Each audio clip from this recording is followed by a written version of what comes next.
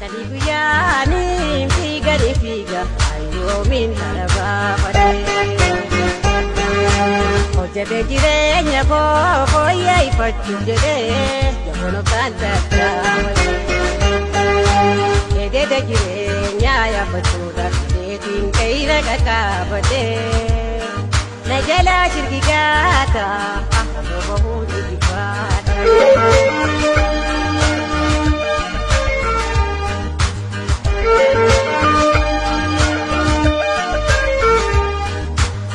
Addunyaa tana laalame oloofi gadoonsi akkaani malmaana keeyra jiru baatee bu'uura kooda tattee hireefi ayyaana tattaaffiin tollaafu guyyuu manguyyaana dhiigameenya saafa fuudhanii gaqannaa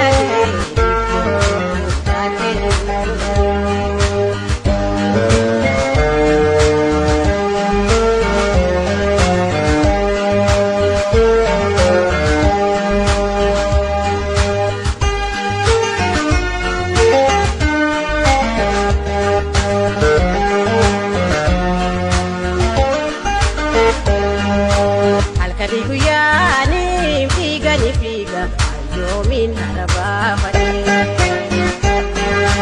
hojjete jireenya koo fooyyeffachuuf jedhee jabonotaan tattaamalee eegdee jireenyaa yaabbachuudhaaf deetiin qe'ira qaqqaabadhee na jalaa shirgigaata akka bahuu dhiifaadha.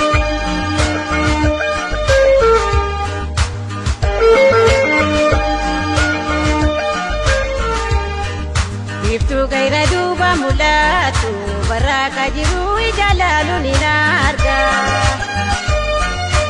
Uuda jiruuf hin taphee simachuufin afrani fiigee fiduu gubatee dhabaa.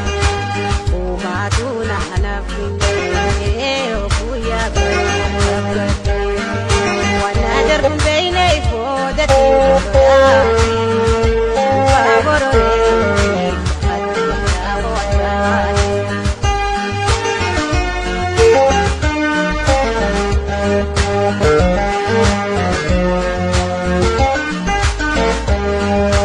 Halkanii guyyaanii fiiga ayyoomiin harabaa fadhee